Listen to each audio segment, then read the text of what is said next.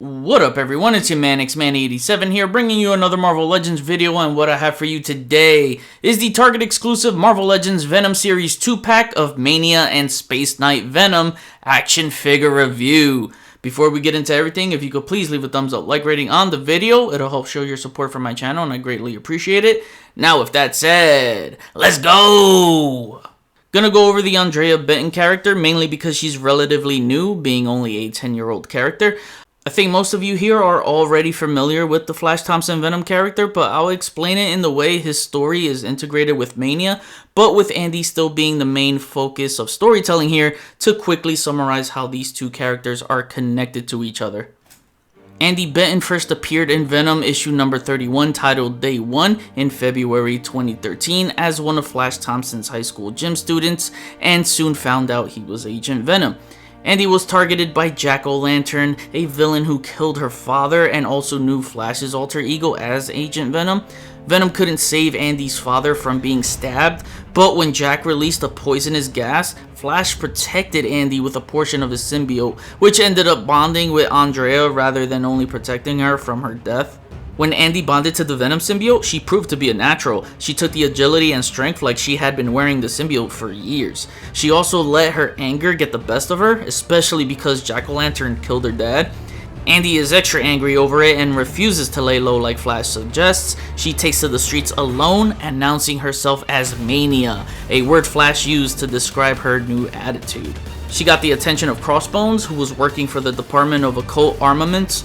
They were interested in the hellmark that Mephisto had branded Flash with and was passed to Andy with the symbiote fragment. They sought out Mephisto for answers, who informed them that the Venom symbiote purged the hellmark by passing it to the clone it had previously absorbed, which is the symbiote Andy is currently connected to. Mephisto refused to do anything about it. Technically, the bargain wasn't with Andy or Flash, but the symbiote. But Mephisto trusted Flash to guard Andy. When Flash went to space to work with the Guardians of the Galaxy, he left Andy alone with the Mania symbiote. In addition, the hellmark grew more painful. Flash witnessed as much from space, and with help from Clintar, the symbiote's homeworld, Flash and Venom figured out a way to purge that from her too. Back on Earth, Andy was confronted by Flash and Superior Spider-Man, who were working together. They were able to put Venom and Mania into a symbiote container until they could apply a special alien elixir to cure the hellmark. However, once Venom had cleansed Mania, it informed Flash that it didn't have the hellmark anymore. Andy Benton was now fully in possession of the hellmark. Andy grew even angrier and resentful, made worse by the mark. She attacked Flash with an army of demons, but he was saved by his friends who had attained the alien elixir for him. After more fighting, Flash was able to inject the elixir, returning Andy to her usual self. Unfortunately, it was only a temporary fix, and the two of them would have to continue looking into it. Andy was blindsided by an attack from Lee Price, who would steal her symbiote to become Maniac. Andy would use her hellmark powers, and with the aid of Flash, who was now the new anti-agent Venom, they would defeat Maniac together, but the Mania symbiote couldn't be returned to Andy. Andy didn't mind though. Being content with her hellmark powers, she would return to her home in Philadelphia, satisfied. Andy would later bond with the Scream symbiote in Absolute Carnage. After the symbiote phage stabbed her through the chest, her life was saved by Alchemax scientist Dr. Steven after splicing the Scream and Flash's anti-Venom symbiote, creating a new symbiote called Silence. Interestingly to note, as a little side fun fact for you, Andy inheriting the hellmark from the Mania symbiote makes her a potential Hell-Lord. If Mephisto ever descends to the role of Satan, Andy would inherit his current realm of Hell. The one thing I was worried about most with this Marvel Legends Mania figure is how will they execute her symbiote hairstyle, because something like this works better in the comics.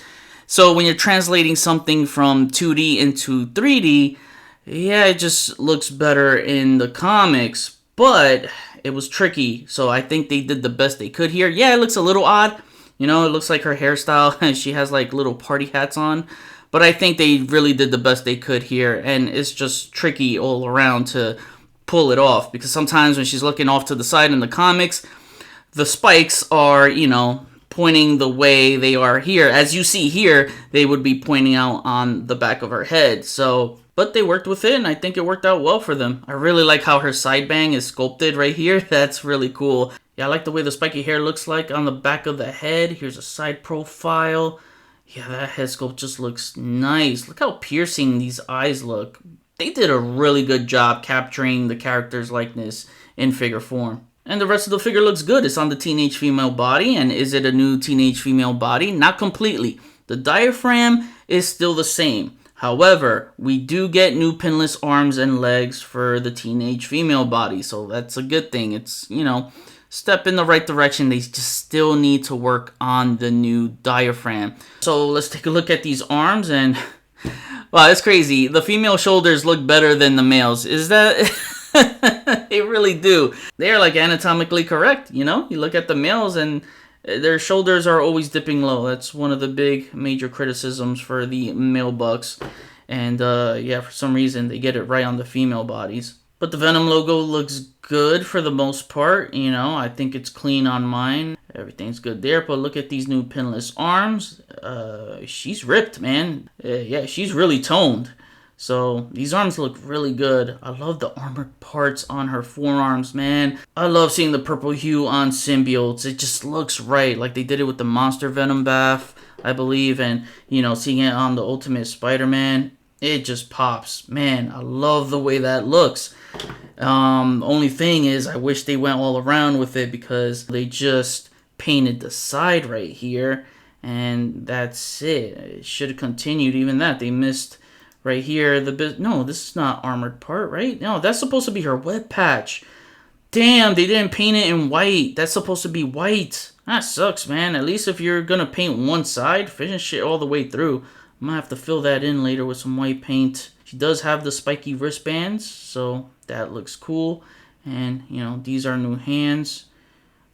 Nice sharp looking claws right there. She's got the spiky belt too to go with that. So you get some new layered pieces here, and you get the boots. So she's all armored up right here. Yeah, the armored bits look really nice. Look at those spiky symbiote armors with that purple hue. It just looks so good.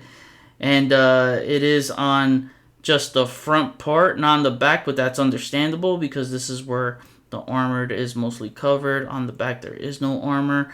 Like on the forearms, it makes sense for them to, paint all of that.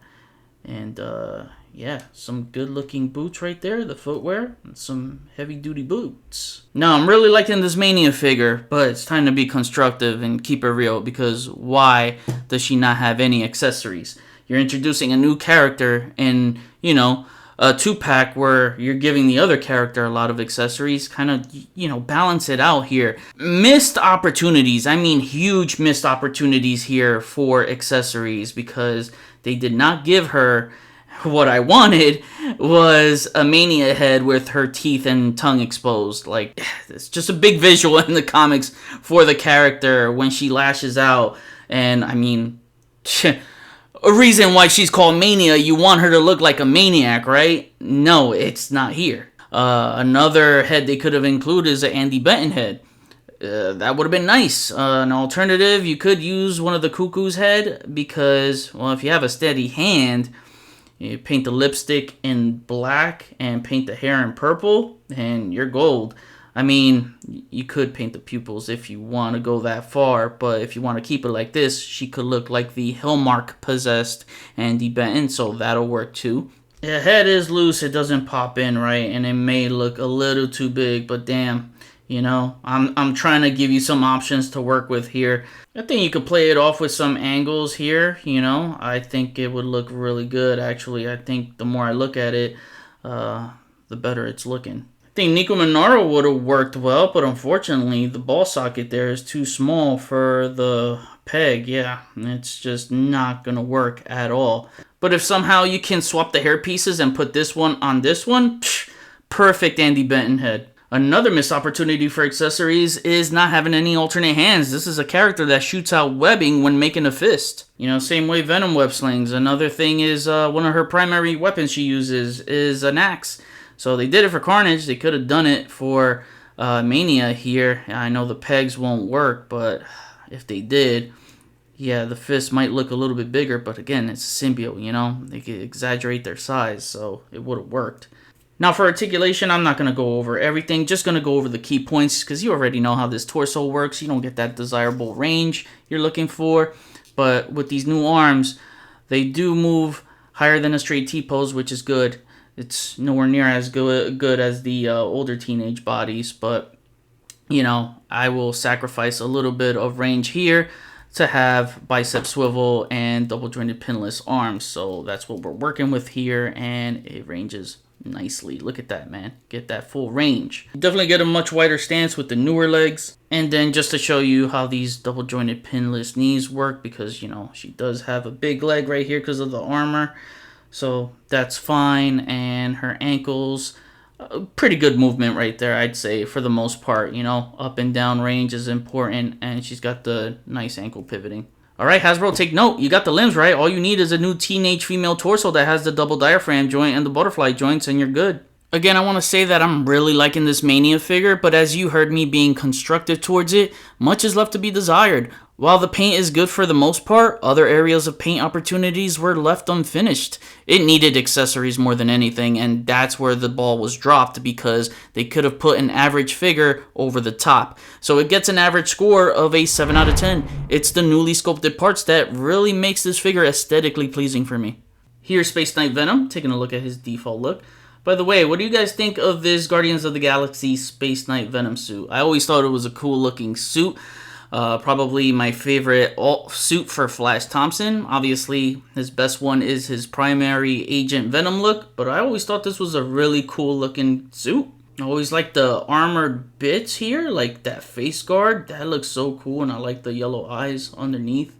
This whole, like, space helmet looking vibe, I don't know what it is. It just looks badass. It really does. I didn't mind the whole Space Knight thing. I think this as an all suit just looks really good.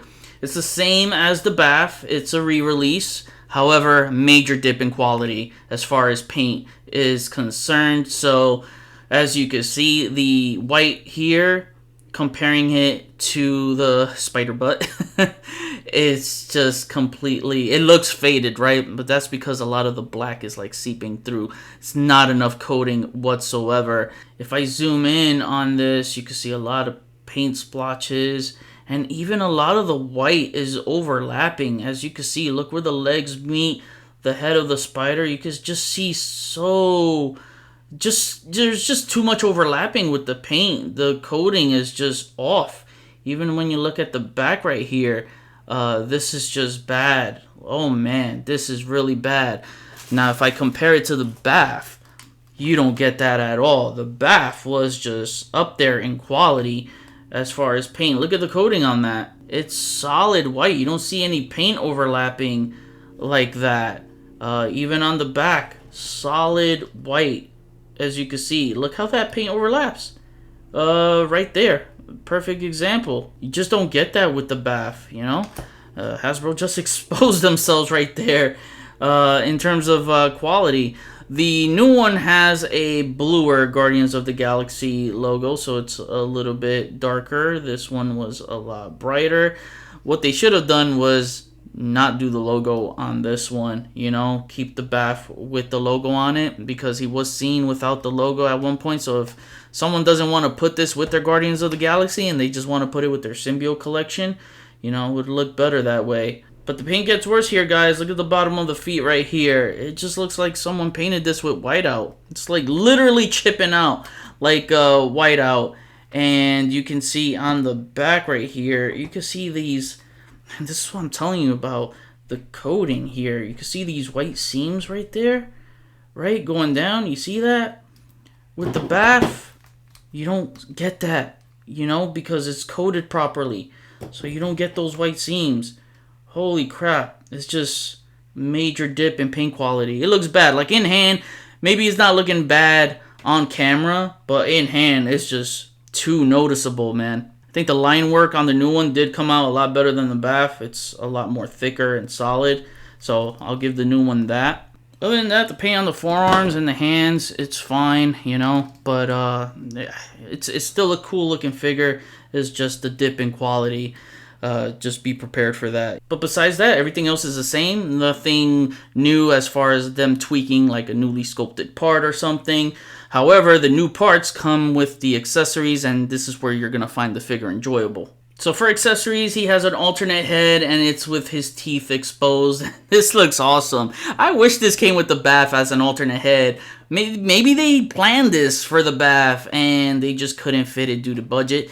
So if that was the case, I'm happy we have an opportunity to get that head in the line. Again, I don't know if that was the case, if they just wanted to add some new stuff to this figure. Hey, that's cool too. I'll take that. While the paintwork on the body takes a dip, I'm glad that the paintwork on the heads don't take a hit, because these are clean. Damn, this is really, really dope. And then one of the coolest things it comes with are these symbiote weapons, man. And I remember when it was first revealed, I'm like, holy crap.